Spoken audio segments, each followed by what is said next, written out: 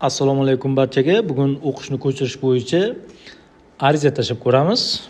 Buning uchun ixtiyoriy Google brauzeriga kirib, qidiruv tizimiga transfer.edu.uz deb yozamiz va chiqqan birinchi internet manziliga kiramiz.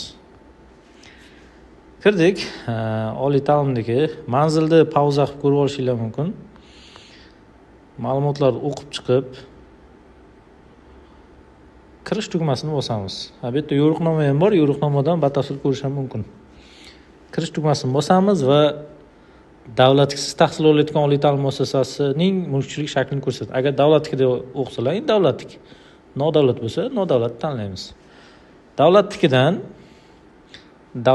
davlatnikiga o'tkazyapmiz. Hozir biz kunduzgidan sirtqiga o'tkazishni ko'rib chiqamiz.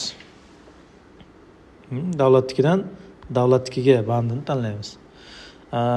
Bunda hozir One ID bilan kirish ham qilingan yoki-da kimlardir One ID'si bo'lmasa, telefon raqami bilan kirishni ham ko'rsatib qo'yishgan. Telefon raqamimizni kiritamiz.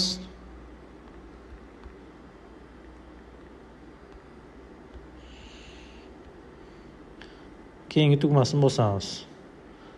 Endi o'zimizga mos birorta parolni kiritib qo'ysak bo'ladi. Parolni qiyinlashtirib o'tirmish 1 dan 8 gacha qo'yib qolgan ma'qul. Va tekshirish kodi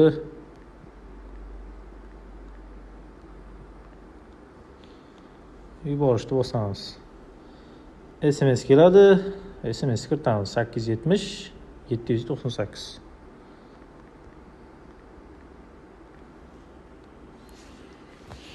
Ochildi.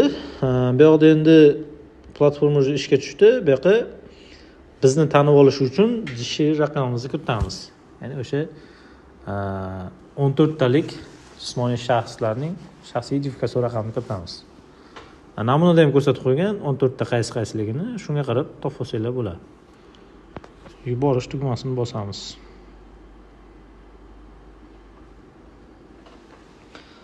O'zimizning shaxsiy ma'lumotlarimiz chiqadi. Shaxsiy ma'lumotlarni tekshirib, hammasini tekshirib ko'rganimizdan keyin pastda ariza topshirish tugmasini bosamiz.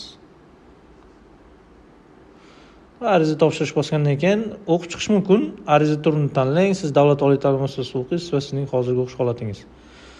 O'qishni ko'chirish, o'qishni tiklash, bu o'qiyotganlik uchun o'qish tiklash aktiv emas. Ta'lim doirasida ta'lim shaklini o'zgartirish, mana ta'lim doirasida ta'lim shaklini kunduzgidan sirtqiga o'tkazish xuddi shunday. Pastda esa bir ta'lim muassasasi doirasida ta'lim shaklini va yo'nalishini o'zgartirish. Bu ham kunduzgidan sirtqiga va birato'la boshqa yo'nalishga o'tkazish. Odatda kunduzgidan sirtqiga o'tkazsangiz, yo'nalishdan yo'nalishga o'tkazsangiz, qabul komissiyasi ko'rib chiqib qabul qilishi mumkin. Bir yo'nalishdan boshqa yo'nalishni sirtqisiga o'tkazaman desangiz, qabul komissiyasi rad javobini berishi mumkin. Shu holatda ham hisobga oling. Qachonki sirtqi ta'limda mavjud bo'lmasa, o'sha kunduzgida bor yo'nalish, ana o'shanda o'tkazishingiz mumkin. Hozirgi holatimizda biz ta'lim muassasasi doirasida ta'lim shaklini o'zgartirishga kiramiz va ariza yozishni boshlaymiz. Talabani o'qiyotgan ta'lim muassasasini shu yo'nalishlari to'liq kiritilgan. Ta'lim shakli sirtqi, mana sirtqini tanlaymiz. Sababini keltiramiz. Aytaylik, oilaviy sharoitim yo'q. Men yagona boquvchiman. Shunga o'xshagan qanaqadir sabab. Va yuborish tugmasini bosamiz. Mana ariza yuborildi, bemalol ko'rishimiz mumkin. Maqsad bir ta'lim muassasasi doirasida ta'lim shaklini o'zgartirish. Eng pastda arizani o'chirishimiz yoki arizani tahrirlashimiz ham mumkin. E'tiboringiz uchun rahmat. Sog' bo'linglar, salomat bo'linglar.